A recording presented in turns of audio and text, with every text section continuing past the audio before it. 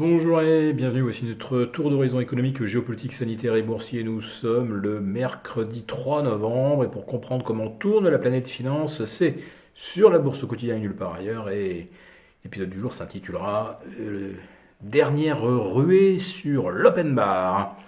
Oui, c'est ce soir théoriquement à 19 heures que la Fed devrait annoncer qu'elle entame un tapering, une réduction de ses rachats d'actifs mensuels. Alors le consensus table sur moins 15 milliards par mois. Autrement dit, ça va nous emmener jusqu'au mois de juillet 2022. À partir de là, une première hausse de taux pourrait être envisagée. La Fed pourrait également annoncer 10 milliards ou moins 20 milliards. Là, ça piquerait peut-être un peu. Mais comme le consensus semble bien informé et que moins 15 milliards, ça n'a l'air d'effrayer personne, eh bien, c'est la ruée vers le bar avant qu'on commence à ranger les bouteilles. En tout cas, aujourd'hui, le Nasdaq, lui, inscrit un nouveau record absolu, le 5e consécutif, à 15 670. Le S&P égale son record de la veille à 4 528. Il en était hier à sa 13e séance de hausse sur 15, donc peut-être une 14e aujourd'hui sur 16. Il n'y a que le Dow Jones qui tire un petit peu la patte avec moins 0,2%. Le Nasdaq donc reste en tête du peloton, grâce probablement à de bons chiffres d'activité dans le secteur tertiaire, nette accélération de l'indice PMI IHS Markit, plus 4 points, mais c'est surtout l'ISM des services, donc calculé par des instituts américains, qui lui fait un bond de plus 5%. Et bien sûr, les services, ça veut dire le secteur tertiaire, ça concerne au premier chef, naturellement, les valeurs du Nasdaq qui ne sont pas des industriels. Bon, c'est pas si mal non plus ce mois-ci pour l'industrie, puisqu'on assiste à une hausse de 0,2% des commandes, mais ce n'est évidemment pas très spectaculaire.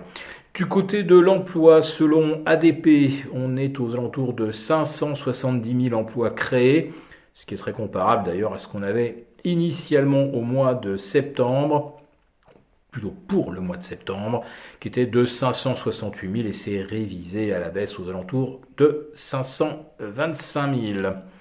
En fait, aucun chiffre aujourd'hui n'a fait tressaillir l'évolution des indices boursiers. On les a regardés, scrutés à la loupe. Et pourtant, les chiffres n'étaient pas exactement ceux attendus. En tout cas, beaucoup plus forts et beaucoup plus robustes côté activité dans le secteur des services. Mais non, rien. Pas de réaction du côté des actions, pas non plus du côté obligataire.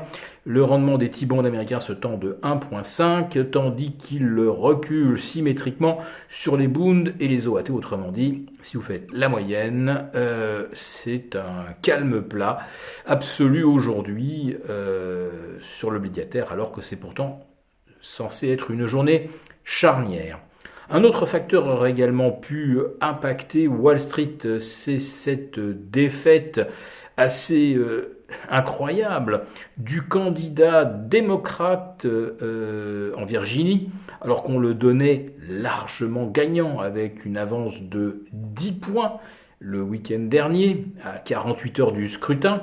Et c'est finalement le candidat républicain qui l'emporte avec une marge finalement assez confortable, 51 contre 48,5, alors qu'on donnait du 55-45, ce qui est théoriquement insurmontable. Ce qui est d'autant plus surprenant, c'est que le candidat démocrate a été soutenu naturellement par Barack Obama, mais Joe Biden et Kamala Harris ont également fait le déplacement en Virginie pour assister au meeting de leur champion, qui a donc été défait par un candidat républicain, alors que la Virginie avait voté contre Donald Trump en 2016, puis à de nouveau contre Donald Trump en 2020. Et là, ça a complètement basculé, ce qui met en lumière quelque chose dont nous vous parlions dans la lettre confidentielle et que j'ai déjà